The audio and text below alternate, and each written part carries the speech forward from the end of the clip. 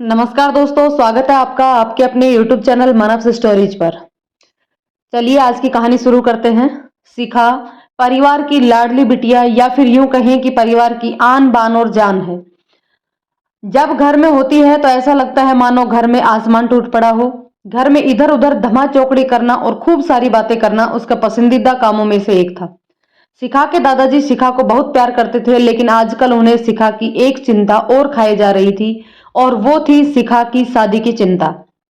बस दादाजी अब हर परिवार में शिखा का ससुराल ढूंढते, लेकिन शिखा को शादी नाम से ही इतनी चिढ़ थी कि शादी का नाम सुनते ही वह गुस्सा होकर मुंह फुलाकर दूसरे कमरे में बैठ जाती। खैर, थोड़ी देर में उसका गुस्सा खुद ब खुद उतर जाता और वो वापस अपनी धमा चौकड़ी में व्यस्त हो जाती। काफी खोजबीन करने के बाद भी शिखा के दादाजी को ऐसा परिवार कोई नजर नहीं आया जहां वे अपनी लाडली बिटिया की शादी कर सके। इसलिए उन्होंने अपने बचपन के दोस्त से इस बारे में राय लेने का निश्चय किया। बस फिर क्या था, वे अपने दोस्त राय बहादुर से मिलने बरेली की ओर निकल पड़े। अगले दिन जब वे बरेली पहुंचे तो राय बहादुर ने स्टेशन पर ही उनके के लिए गाड़ी भिजवा दी। 10 साल बाद अपने बचपन के दोस्त से मिलने के लिए वे भी बड़े उतावले थे। गाड़ी धीरे धीरे राय बहादुर के घर की ओर बढ़ी। बड़ा सा बंगला, बंगले के आगे बगीचा, गाड़ियां और नौकर चाकर देखकर दादाजी का मन खुशी से भर गया। इन 10 सालों में राय बहादुर ने कितनी तरक्की कर ली है। नहीं तो 10 साल पहले राय बहादुर के पास था ही क्या। बस यही सब सोचते सोचते शिखा के दादाजी अपने दोस्त के बंगले पर पहुंच गए। गाड़ी की हॉर्न की आवाज के साथ ही राय बहादुर घर से बाहर अपने दोस्त के स्वागत के लिए आ गए थे। अपने दोस्त को गले लगाकर वे दादाजी को अंदर ले गए। घर अंदर से भी काफी शानदार था। अपने दोस्त की संपन्नता को देख शिखा के दादाजी भी फूले नहीं समाये। चाय नाश्ते के बाद राय बहादुर ने उनके खास दोस्त से आने का कोई खास कारण पूछा तो दादाजी ने अपनी पोती की शादी के लिए एक अच्छा सा परिवार ढूंढने का काम सौंपते हुए बिटिया का फोटो राय बहादुर के हाथ में सौंप दिया। राय बहादुर भी अपने बेटे विक्रम के लिए एक सुयोग्य कन्या की तलाश में थे। तीखे नैन नक्श, चेहरे पर तेज और एक बार में ही किसी को पसंद आने वाली शिखा बिटिया को फोटो में ही देखकर उन्होंने शिखा को अपने घर की बहू बनाने का फैसला कर लिया। राय बहादुर इतना सोच ही रहे थे कि इतने में उनका बेटा विक्रम आ गया। विक्रम ने दादाजी के पैर छुए और हालचाल पूछने के बाद ऑफिस की ओर निकल गया। विक्रम के जाने के बाद राय बहादुर ने अपने दोस्त से विक्रम और शिखा के संबंध में पेशकश की। शिखा के दादाजी को लगा जैसे राय बहादुर ने उसके मुंह की बात छीन ली हो। खैर, प्रसन्नता से विदा लेकर अपने घर आने का कहकर दादाजी अपने घर की ओर निकल गए। विक्रम को शिखा बहुत पसंद थी, लेकिन विक्रम की माँ विक्रम की शादी अपने से भी बड़े घराने में करना चाहती थी। लेकिन विक्रम के मनाने पर वह मान गई तथा तय समय पर विक्रम और शिखा की शादी हो गई। ससुराल में शिखा के सास ससुर, विक्रम के बड़े भैया भाभी और शिखा की ही उम्र की एक ननद थी, रागिनी। अपनी सादगी और सबका अच्छा ख्याल रखने के कारण शिखा ने घर में सबके दिलों में जगह बना ली, लेकिन अपनी तमाम कोशिशों के बावजूद अपनी सासू माँ का प्यार पाने में असफल रही।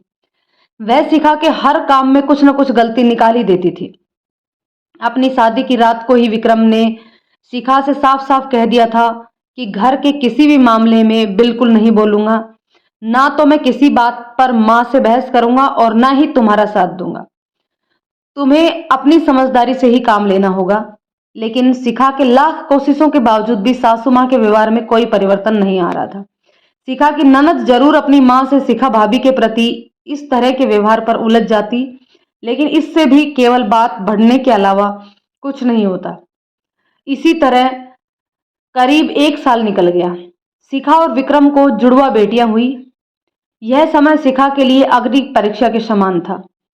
शिखा का दर्द शिखा के लिए आंसू बन गया था। ससुराल में शिखा को संभालने वाला कोई नहीं था और विक्रम और उनके पापा ने शिखा को अपने मायके भेजने के लिए भी पहले ही मना कर दिया था।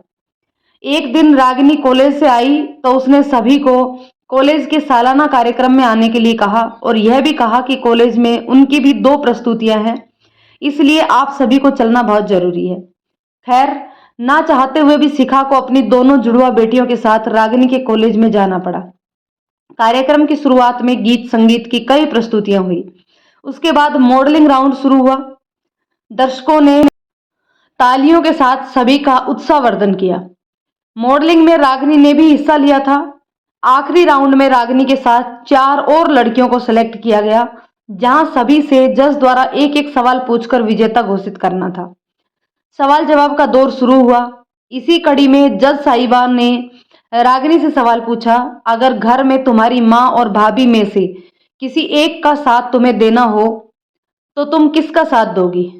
पूरे सदन में खामोशी छाई थी। सभी रागिनी के जवाब की प्रतीक्षा कर रहे थे। तभी रागिनी ने थोड़ा आगे बढ़कर कहा, अगर भाभी सही हो तो अपनी भाभी का।